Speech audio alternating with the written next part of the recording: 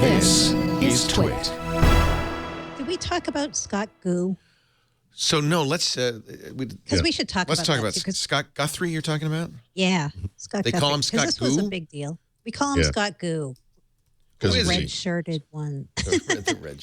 He is now taking Satya's old job, basically. He is. Yep. And this to me was a pretty surprising choice. Surprising in a good way, not a bad way.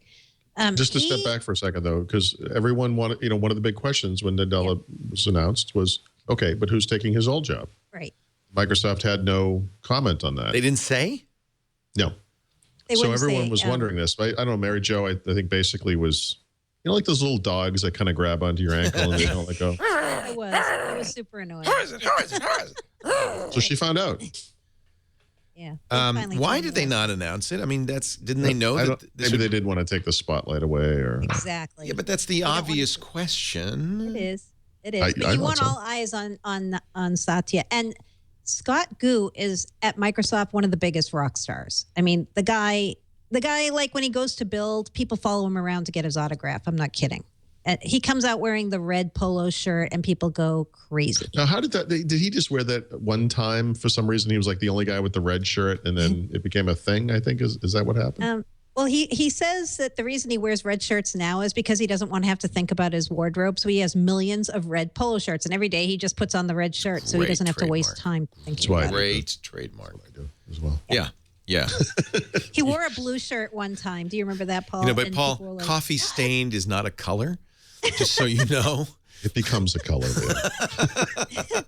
Right. You got to pick your colors well. That's why. Why is he?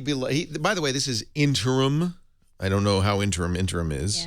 Yeah. Not so interim, really. I think it's just a formality that it's interim. Okay. And why is he so beloved? Is he is he a developer? Is he?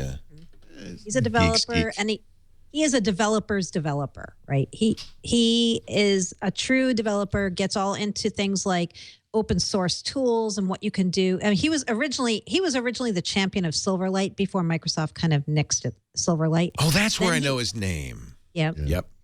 Then he moved over to Azure to be the head of program management on Azure a couple of years ago. And as soon as he came into that role in Azure, so many things started happening. Like they started really cranking up the pace of rollouts and getting in with open source companies, getting them committing to Azure, doing things that developers wanted that weren't typical Microsoft things like open sourcing certain kinds of tools or projects. So he just does what's right for developers, and that's earned him a lot of loyalty. Awesome. I like that kind of guy.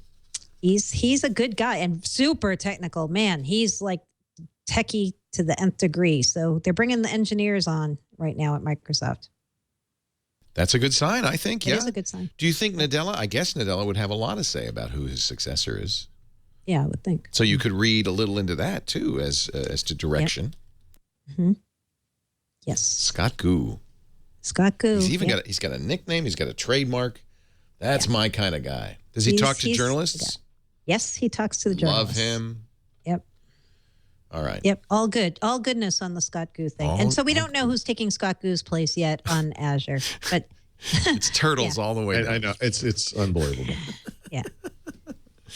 Somebody not gooey. Good. Yeah, so we just had to talk about him because that was a kind of a nice surprise ending of a long day yesterday to hear it was him.